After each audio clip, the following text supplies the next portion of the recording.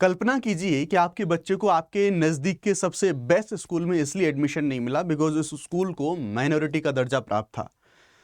ये दरअसल ये जो माइनॉरिटी का दर्जा प्राप्त जो स्कूल था, या फिर इसने गलत तरीके से, या फिर जैसा भी देखने को मिल रहा है ज़्यादातर स्कूल से ऐसा माइनॉरिटी का दर्जा लेने की कोशिश कर रहे हैं बिकॉज उसे राइट टू एजुकेशन एक्ट 2009 उससे उसको छूट मिली हुई थी।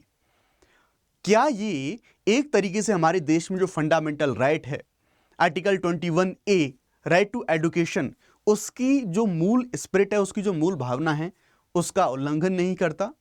रिसेंटली अभी हाल ही में सुप्रीम कोर्ट ने इस पूरे मामले को एक बड़ी पीठ को यहां पर भेजा है और ये पीठ इस चीज की जांच करेगी कि ये जो माइनॉरिटी का जो दर्जा जिन जो स्कूल्स हैं उनको मिल जाता है, उन्हें राइट टू एजुकेशन 2009 उसका पालन करना होगा या फिर नहीं, क्या उनको इसकी छूट मिलेगी या फिर नहीं। समझने की कोशिश करेंगे कि क्या पूरा इसके पक्ष में तर्क हो सकते हैं, क्या इसके विपक्ष में तर्क हो सकते हैं, और क्या सुप्रीम कोर्ट संभावना है या फिर कौन सी चीज कंसिडरेबल हो सकती हैं जो सुप्रीम कोर्ट के साथ साथ सभी जो स्टेक होल्डर्स हैं उनको यहां पर फोकस करनी चाहिए।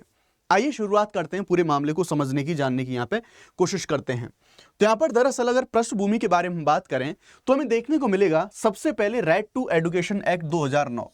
जैसा मैंने आपको बताया कि हमारे भारतीय संविधान में फंडामेंटल राइट्स में आर्टिकल 21 का, आप सब लोग जानते हैं, इसे 86वें संविधान संशोधन के द्वारा ऐड करा गया था। यह मूल अधिकार हमारा हमें शिक्षा का अधिकार प्रदान करता है और मूल अधिकारों को लागू करने के लिए सरकार कुछ ना कुछ कानून, कुछ ना कुछ नियम बनाती है। इसी मूल अधिकार को लागू करने के लिए सरकार के द्वारा शिक्षा का अधिकार अधिनियम 2009 इसको सरकारों के द्वारा यहां पर लाया गया और यहां पर इसको लागू करा गया। इस अधिकार के अंतर्गत या फिर इस कानून के अंतर्गत हर बच्चे को, जो 6 से 14 साल तक का बच्चा है, उसको फ्री यानी कि निःशुल्क और अनिवार्य प्राथमिक शिक्षा है उसका अधिकार प्रदान करता है। लेकिन इसी कानून का सेक्शन 12(1)(c) वो ये कहता है कि जितने भी सारे प्राइवेट स्कूल्स हैं, यानी कि जो अशासकीय स्कूल हैं, जो गवर्नमेंट द्वारा एडेड नहीं है, उन स्कूलों की 25% सीट वंचित और जो कमजोर वर्ग के लोग हैं उन लोगों के लिए रिजर्व रहेंगी। यह कानून यहां पर यह प्रावधान करता है। अगर हम बात करें तो यहां पर सुप्रीम कोर्ट का दरअसल एक पुराना जो एक वर्डिक्ट है, एक जो निर्णय है, उसके बारे में हमें यहां पर जिक्र करना होगा। 2014 का यहां पर Pramati educational and cultural trust case आता है। सुप्रीम कोर्ट में 5 जजों की जो बेंच थी, उस बेंच ने एक फैसला दिया और यह कहा कि राइट टू एजुकेशन जो एक्ट है, इसकी यह शर्त अल्पसंख्यक शैक्षणिक संस्थानों जो आर्टिकल 30 के अंतर्गत आते हैं उन पर लागू नहीं होती। आपकी जानकारी के लिए बता दूं, आर्टिकल 29 एंड 30 वो भारत के सभी नागरिकों को उनकी शिक्षा और संस्कृति को बनाए रखने का, उसको संरक्षण करने का अधिकार देते हैं। यानी कि अल्पसंख्यक विद्यालय आरटीई के पूरे दायरे से बाहर कर दिए गए 2014 के इस सुप्रीम कोर्ट के निर्णय के बाद में। ठीक ना, कई राज्य अब क्या कर रहे हैं, इसका मिसयूज कर रहे हैं, क्योंकि सीधी सी बात है, अगर उन्हें माइनॉरिटी का दर्जा मिल जाएगा तो ऐसी कंडीशन में फिर उनको जो सीट्स हैं वो सीट्स रिजर्व नहीं करनी पड़ेंगी, या फिर अपने जो ऐसे जो एडमिशंस हैं 25% जो निम्न वर्ग के जो लोग हैं उनको अपनी सीट्स नहीं देनी पड़ेंगी। कई राज्य शिक्षा विभाग जो टीचर जो एलिजिबिलिटी टेस्ट यानी कि टेट का होता है, दरअसल इस जो हमारा जो आरटीई एक्ट 2009 है, इसके अंदर एक पात्रता रखी गई है शिक्षकों के लिए कि वो टेट क्वालिफाइड होने चाहिए। ठीक है, तो हुआ ये था कि कई जो राज्य थे वो शिक्षा विभाग में टेट पास करने की जो शर्त है उसे अल्पसंख्यक स्कूलों में भी लागू करना चाहते थे, सो दैट वहां पर जो एजुकेशन की क्वालिटी है उसको मेंटेन रखा जा सके। इस पूरे मामले पर विवाद हुआ और यह पूरा मामला पहुंच गया सुप्रीम कोर्ट। यहां पर दीपांकर दत्ता न्यायमूर्ति जी हैं और मनमोहन, उनकी एक जो बेंच थी, उन्होंने ये कहा कि 2014 का फैसला शायद अनजाने में शिक्षा के सार्वभौमिक अधिकार को यह कमजोर करेगा। न्यायपालिका से कई बार ऐसी चीजें होती हैं और न्यायपालिका को अपने ही फैसलों को रिव्यू करने का अधिकार भी मिलता है, आप सब लोग जानते हैं। उन्होंने नोट किया कि कई संस्थान केवल राइट टू एजुकेशन एक्ट 2009 उससे बचने के लिए जो अल्पसंख्यक जो माइनॉरिटी का दर्जा है, वो माइनॉरिटी का दर्जा वो सभी जो संस्थान है वो संस्थान यहां पर ले रहे हैं। अब प्रेजेंट में फिर क्या विवाद यहां पर निकल के आया, तो जब इस पूरे मामले को कॉन्स्टिट्यूशन बेंच को भी यहां पर सुप्रीम कोर्ट के द्वारा भेज दिया गया है, सवाल यह है इस बेंच को इस बात पर चर्चा करनी है कि क्या अल्पसंख्यक संस्थान पूरी तरह से RTE right to education act इससे मुक्त रहेंगे या फिर उन पर भी कुछ बुनियादी प्रावधान है वो प्रावधान लागू रहेंगे। ऑल्दो अगर यहाँ पर हम कुछ देखें तो कुछ समय पहले कुछ जो माइनॉरिटी इंस्टीट्यूशंस थे उनके ऊपर काफी ऐसे आरोप लगे थे कि वो राइट टू एजुकेशन एक्ट 2009 है, इसके जो बेसिक प्रावधान है, जो गुणवत्तापूर्ण शिक्षा की जो पहुंच है, उसका उल्लंघन करते हैं। इसलिए कई बार ऐसा भी बोला गया था कि गवर्नमेंट फंडिंग उनको करी जा रही है, उस फंडिंग को भी हम रोक दें। ऐसी भी डिमांड कुछ समय पहले यहाँ पर उठी थी। दरअसल यहां पर दो जो हमारे फंडामेंटल राइट हैं उनका टकराव हमें यहां पर देखने को मिलेगा आपको। एक तो आर्टिकल 21A जो शिक्षा का सार्वभौमिक अधिकार, और आर्टिकल 30A के जो अब सभी अल्पसंख्यक संस्थान हैं उनको अपने आप को संरक्षित करने के लिए, अपना मैनेजमेंट करने के जो अधिकार है वो अधिकार यहां पर मिलते हैं। अब पीठ जो है वो ये तय करेगी कि राष्ट्रीय शिक्षा के लक्ष्य और अल्पसंख्यक अधिकार, इनके बीच में बैलेंस कहां और किस तरह से होना चाहिए, ये मुद्दा हमने देखा। अब यहां पर जो पूरा मामला सुप्रीम कोर्ट के सामने गया है, अब हम इसके पक्ष और विपक्ष में जो आर्गुमेंट्स हैं उनको समझने की कोशिश करेंगे कि किस तरह से अगर इनको ये आरटीई से इनको एग्जेम्प्ट किया जाता है या फिर ये इनके ऊपर एसेंशियल या फिर लागू होगा तो क्या क्या इसके जो इम्पैक्ट हैं वो इम्पैक्ट हो सकते हैं, उनके बारे में समझेंगे, जो आपकी समझ के लिए बहुत ज़्यादा ज़रूरी हो जाता है।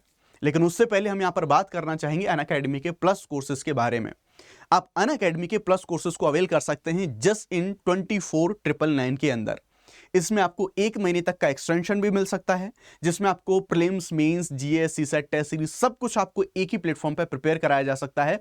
अनअकैडमी के सभी बेस्ट एडुकेटर से आप केवल एक ही सब्सक्रिप्शन के बेसिस पर आप पढ़ सकते हैं। बैचेस के बारे में बात करें तो 29 और 30 तारीख से हमारे 26, 27, 28 के लिए हिंदी इंग्लिश बाइलिंगुअल सारे के सारे बैचेस ऑलरेडी लाइव हो चुके हैं, जिनको आप डिस्क्रिप्शन में जो दिया गया लिंक है उसके माध्यम से आप ज्वाइन कर सकते हैं।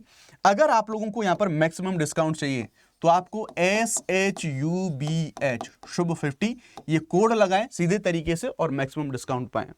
अनअकैडमी के जो आइकॉनिक सब्सक्रिप्शन है उनमें आपको सारी बुक्स, मेंटरशिप जैसी सारी चीजें आपको यहाँ पर मिल जाती हैं ना। अब हम यहाँ पर बात कर लेते हैं इसी मुद्दे पर कि अगर ये एग्जम्पशन इनको यहाँ पर दिया गया राइट टू एजुकेशन एक्ट, इससे अगर इनको छूट दी गई तो उनको कौन कौन से जो इसके पक्ष में जो लाभ हैं या फिर इसके पक्ष में जो तर्क हैं वो तर्कों के बारे में हम यहाँ पर बात कर सकते हैं। दरअसल अगर ऐसा हुआ तो जो माइनॉरिटी राइट्स हैं, जो कि कॉन्स्टिट्यूशनल राइट भी हैं, अल्पसंख्यकों को यहां पर अपने अधिकारों की रक्षा देखने को मिलेगी। यानी कि जो आरटीई लागू करने से संस्थान अपनी सांस्कृतिक भाषाई पहचान है उसको खो सकते हैं, उसका भय है, लेकिन अगर ये लागू नहीं हुआ तो वो अपनी संस्कृति भाषा उसको संरक्षित कर पाएंगे। साथ ही साथ ऑटोनॉमी, इसके बारे में बात करें तो 25% आरक्षण का दबाव जो संस्थागत स्वतंत्रता है उसमें इंटरफेयर कर सकता है। न्यायिक दृष्टांत के बारे में बात करें तो टीएमए पाई फाउंडेशन 2002 और पीएम इनामदार 2005 में जो केसेस आए हैं सुप्रीम कोर्ट के अंदर, उनमें जो संस्थागत स्वायत्ता है जो यहां पर हमने बात करी, जो कि इस 25% को लाने से यहां पर इन सभी चीजों को लागू करने से ये प्रॉब्लम आ सकती है, तो इन केसेस में भी जो संस्थागत स्वायत्ता है उसको यहां पर जरूरी माना गया। तो ये इसके पक्ष में कुछ हमने यहां पर तर्क देखे। अब हम इसके कुछ विरोध में तर्कों को समझने की कोशिश कर सकते हैं।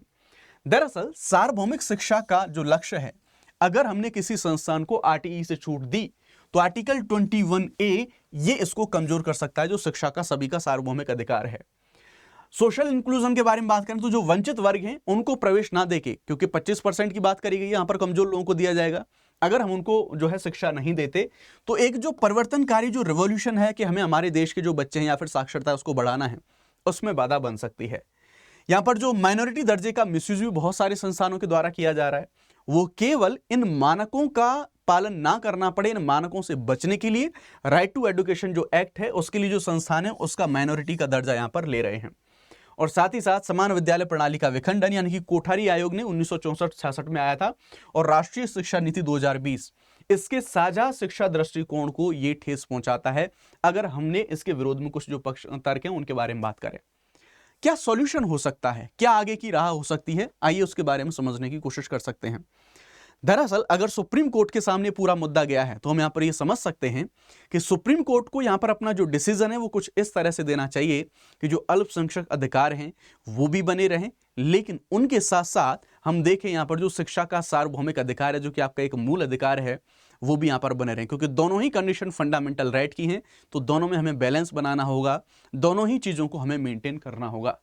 एक बैलेंस जो अप्रोच है उसको हम फॉलो कर सकते हैं, पूर्ण छूट के बजाय युक्तियुक्त विनियमन यानी कि रीजनेबल रेगुलेशन, ये जो मॉडल है जो संस्कृति स्वायत्त सुरक्षित रखने के लिए बुनियादी समावेशन लागू करना, कि भाई कुछ बेसिक चीजें उनको सभी को पालन करना ही होगा।